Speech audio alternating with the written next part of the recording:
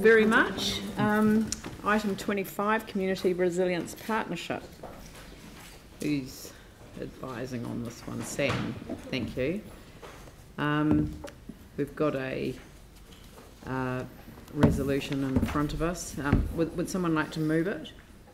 Sarah, seconded by Tim.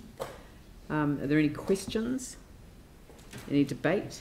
Oh, question. Yeah, question. I remember last month council particularly make a decision regarding to this resilient funding where consultation with the deputy mayor and also councillor the social and housing committee and also the kind of the multicultural subcommittee, but I didn't be informed. So do you know up to now how many that has been?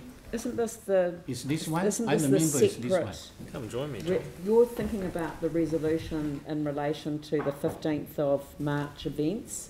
This is not... This part of resilient. No, this is only for... This is the BAU application of the Resilience Fund. What's the difference? So the Resilience Fund that you voted on last time was around confirming the ability to use that fund in response to the events of 15 March and to give staff the ability to make decisive decisions up to $25,000. So that's one use for this fund, which sits currently at $500,000 with more to come in next financial year. However, business as usual is still available for that fund, and this is an example of that.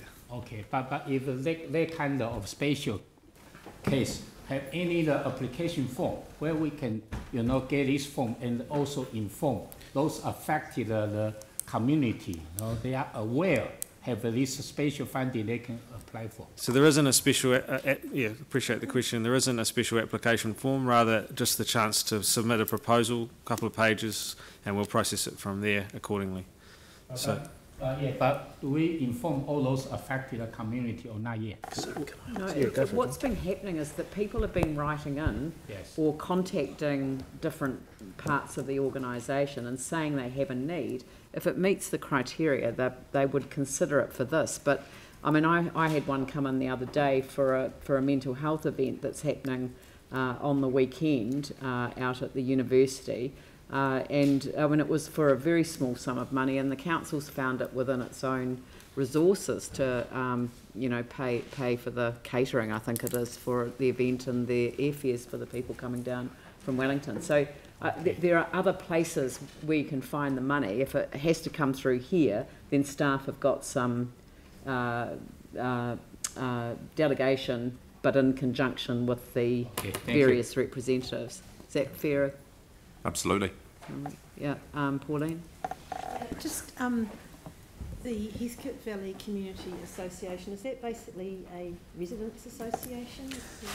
Yeah, there might be a councillor here who knows the history more intimately than me, but it's been running for some time. Before it was up and running well before the earthquakes, but since then it's been much more active in supporting people. It's got about 500 members who are all residents. So it's like a residents' association, but it does a lot of community activation type work as well. And they've got a community facility there that was open. It was built by council and opened in 2016. So why would they come here rather than to Strengthening Communities Fund through the community board? Sure. So this fund was set up to help communities be more resilient and connected post earthquake, and there's still funds in it, and it's been used by a number of parts of the city for what we call community activators.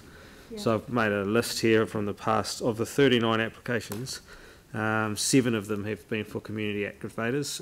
Belfast 50k, Phillipstown 70k, this is per year for 2 years. Littleton 80k, Shirley 50, Brighton 50 and Hornby 57. So this is another one along those lines. And so it basically pays for salaries of people who are coordinating this? Yeah, that's correct. So how has this group been funded to date if they've been going so long?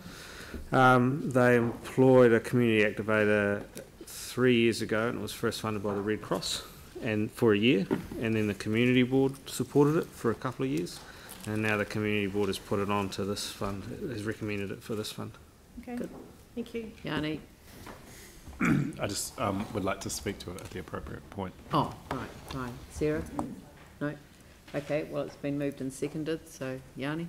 Look, yeah, can I say I strongly support this. This is a new building that council has developed with the community, and part of the really essential thing is to enable the activation. This was the old library that came together with the old community centre, where there were two facilities combined into one in the Heathcote domain. So this, to me, is actually a really good use of this fund. It's really important to try and get that space working really well, and this would enable hopefully a full-time focus on doing that. So I'm very supportive. Heathcote was at the epicentre of the earthquake in February 22nd. It's a community that has suffered a huge amount, but actually has come together as well throughout the response. And this, I think, is a really important step to just helping that community get back up to where it needs to be. So I'm very supportive of this. This is like the residents group. It's kind of combined with the community centre. It is a group that I think's worked really well, so I have full confidence in them being able to implement and deliver on what's in here. Yeah, I'll let you close the debate, Sarah, but I just want to say that this is precisely what I had in mind when I became a champion for community resilience and partnership. I think that the whole intention behind it was to utilise resources from central government, combine them with the resources of the city, and see what magic could be worked in the community, by the community, for the community, by itself, with our support financially. And to me, this is exactly what it was designed for, and I'm very, very pleased to see this application being, it sounds like, approved today. Sarah. Thank you. Yeah, the Heathcote Valley Community Association has been around for quite some years now, but this is the first time really since the community centre have opened that they've had to activate and run at a community centre itself. So previously there was the separate library run by the volunteer library group, and the community centre, which had been used by the play centre predominantly, which then closed when the building was so badly impacted. The Heathcote Village project, and worked with the community association post-quake and did a range of work, mostly voluntary, and then through small amounts of funding through the Community Board and Red Cross and I think Air Rescue Services. But this is the largest project it's taken on, and it's a social enterprise model and set up, and hopefully over time we'll be able to run the facility in such a way that it no longer needs additional funding, and that's the intent. Very good. So I'll put the motion. All those in favour say aye. Those opposed say no. That's carried. Thank you.